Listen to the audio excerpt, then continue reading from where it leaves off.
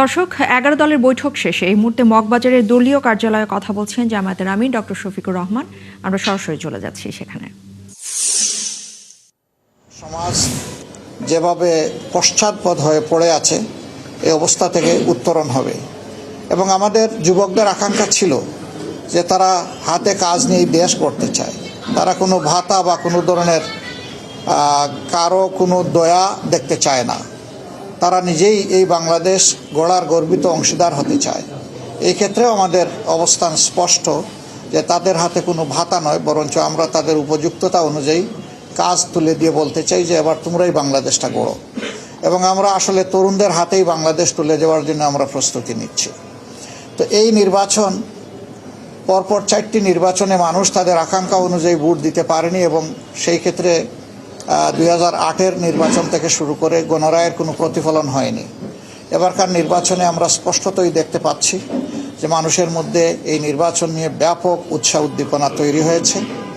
যাদের ভোট গ্রামে আছে তারা দলে দলে অনেকটা ঈদের উচ্ছ্বাস এবং আনন্দের মতো তারা যাচ্ছে, নিজেদের নাড়ির টানে গ্রামেই ফিরে যাচ্ছে। সেখানে তারা ভোট দিতে চায় এবং তারা তাদের মনের মতো সরকারও দেখতে চায়। আমরা আশা করছি গণরায় প্রতিফলিত হলে বাংলাদেশ ইনশাআল্লাহ নতুন রাজনীতির দিকে আগাবে এবং নতুন যে বাংলাদেশের আকাঙ্ক্ষা জনগণ অন্তরে পোষণ করে তা ইনশাআল্লাহ বাস্তবায়িত হবে। তবে এক্ষেত্রে আমরা জনগণকে বলবো যে বিভিন্ন ধরনের কথা শোনা যাচ্ছে। জনগণের সচেতনতা এবং ক্ষেত্রবিশেষে অন্যায়ের বিরুদ্ধে প্রতিরোধই কেবল সকল অপতৎপরতার উপযুক্ত জবাব হতে পারে। আমরা বিশ্বাস করি আমাদের যুব সমাজ ঘুমিয়ে পড়েনি। তাদের অসমাপ্ত দায়িত্ব পালন করার জন্য তারা এই নির্বাচনকে সফল করে তুলবে ইনশাআল্লাহ, যে কোনো মূল্যের বিনিময়ে।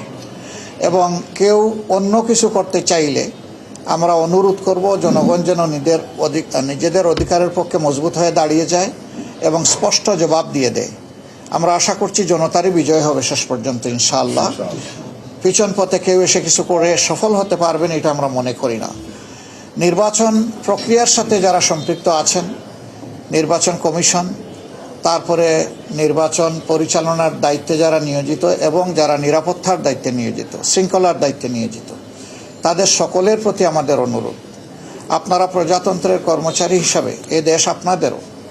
আপনারা ন্যায়নিষ্ঠভাবে, আপনারা নিরপেক্ষভাবে, সুষ্ঠুভাবে আপনাদের দায়িত্ব পালন করবেন। দলীয় কার্যালয়ের প্রেস ব্রিফিংয়ে কথা বলছিলেন জামায়াত আমির, দেখছিলেন এর সরাসরি সম্প্রচার।